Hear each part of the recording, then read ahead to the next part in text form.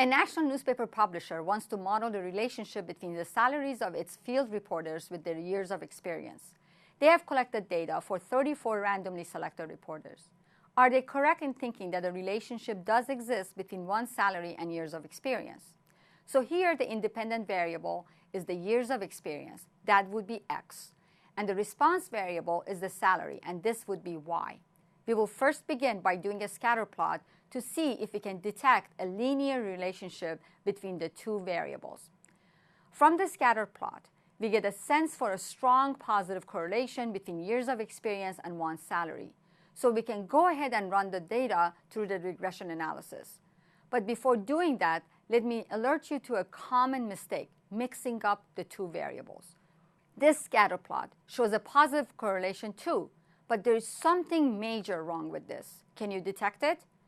If not, pay close attention to what variable is on the x-axis and what is on the y-axis. Salary, the dependent variable, is being displayed on the x-axis. That's a no-no. Just like I have said before, Excel is automating tasks for you. It will not be checking your model. No software will. You will have to be sure that you model the problem correctly. Otherwise, you will be looking at an invalid analysis. Okay, now we can go ahead and do it correctly and run the analysis. So here's the output. First, let's see what percent of variations we see in someone's salary can be explained by their number of years of experience. So here's the output. First, let's see what percent of variations we see in someone's salary can be explained by their number of years of experience. The answer to this is in R-square. We can now see what the regression equation be, and that is found by looking here. So then the equation is y is equal to 60.699 plus 2.169 times x. Now, let's understand this better. The intercept for this equation is 60.699. This means that if you put x equal to 0, this is the value of y. Then based on our data, this represents the predicted starting salary for a reporter in this organization. Then we have the coefficient of independent variable, number of years of experience. This means for every year, the salary has gone up by 2.169, which is really $2,169. Data was scaled by thousands. This 2.169 represents the average raise the reporters get per year.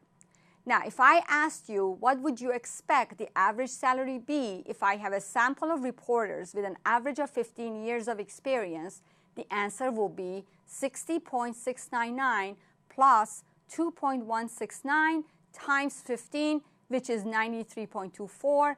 I will multiply this by 1,000, again, because the salary data was entered in thousands of dollars, and that would be $93,240.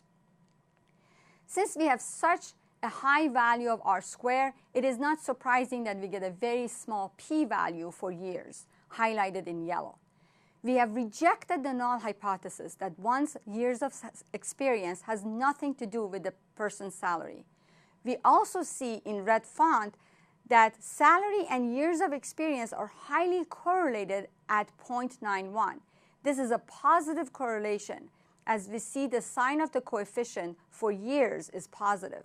This means as the reporter's length of stay has increased, so has their salary. Again, on average, about $2,169 per year. Please be mindful that the coefficient we have used is a point estimate. This is the midpoint between the confidence interval for the coefficient, which means the true average value of salary increase can be somewhere between $1,825 to $2,514. To do better, we should calculate the confidence interval for the prediction. This is not done very easily in Excel though. To reduce production interruption for the robotic painting line due to breakdowns, the plant manager would like to institute a preventive maintenance program for the robots. This initiative would require support from the upper management.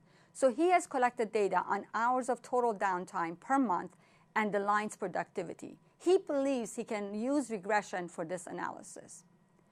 In this study, the the average number of hours the line is down is the independent variable x, and the response variable is the productivity measure of the line. Scatter plot for the data is shown here. A strong negative correlation between the two variables. As the number of hours the line is down increases, the productivity measure drops in a linear form.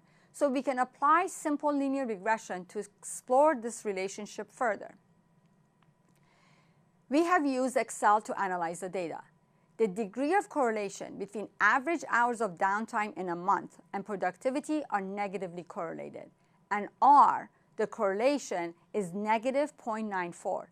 Again, the sign comes from the sign for the downtime coefficient. R square shows that 88.4% of variations in productivity we see in our data can be explained by the regression variable downtime. The remaining 11.6% are due to other sources we call error. So given that we have a strong relationship, we can go ahead and develop the regression equation. To develop the regression equation, we find the coefficients in the third part of the output. So the equation is 98.0143 minus 1.648 times x. Looking at this equation, which is based on our data, the baseline for productivity is about 98%. And for every hour the line is down, the productivity goes down by an additional 1.648%. The manager believes that on average the line is down for about 8 hours per month. If this is indeed the case, then what is the average productivity expected from the production line for the months with this much downtime? To find the predicted productivity, we put value of 8 in variable x, and that will give us the average productivity to be 84.82%. So making the line more reliable by instituting a preventive maintenance program will reduce breakdowns, and that will improve productivity. Now the plant manager can use this insight and do some economic analysis, comparing the cost of maintenance program versus the cost associated with lost productivity. As you can see with regression, we not only have the ability to infer about the population, but now we can predict the value of the response variable for a given independent variable. Let's practice. An advisor in the university would like to motivate her students to study hard and graduate with high GPA. To stress the importance of GPA, she's wondering if she can show data on the relationship of a graduate's starting salary and the student's GPA. She has collected data on 100 recent graduates. What are the dependent and independent variables in this study?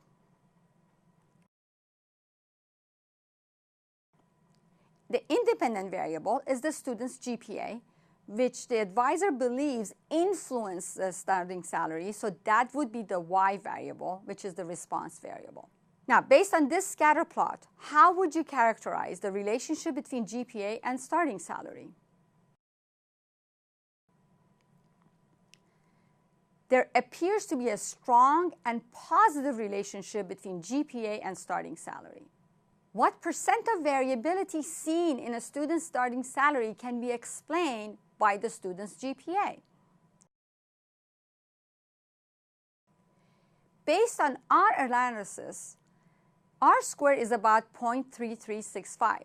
So GPA explains 33.65% of the variations we see in the starting salaries in our data, which means the remaining variation we see is due to other sources, unexplained by our model. So is this advisor wrong? Does GPA appear to be not that important? Actually, answer to that is here in the p-value. And this value here is practically 0. Recall that regression is running a hypothesis test on the independent variable. Null hypothesis is that no relationship exists. You can think of regression as a cynic. You have to have data to change its mind. In this case, GPA has such a small p-value that you would reject the null hypothesis at any level of significance. So then why is R squared not higher? What R squared is saying is that while about a third of the differences observed in a graduate salary was explained by GPA, 2/3 of the differences are due to other sources. Based on the p-value, you have identified one very significant source, and that's good. But your regression equation is not very good because most of the variability is due to other factors. For example, could one of those factors be student's major? You would expect that to be a factor, wouldn't you? So the advisor needs to expand her data collection and include more independent variables. But then we will no longer be doing a simple linear regression, but a multiple regression. This is a topic of the last module in this class, and I will come back to this later on.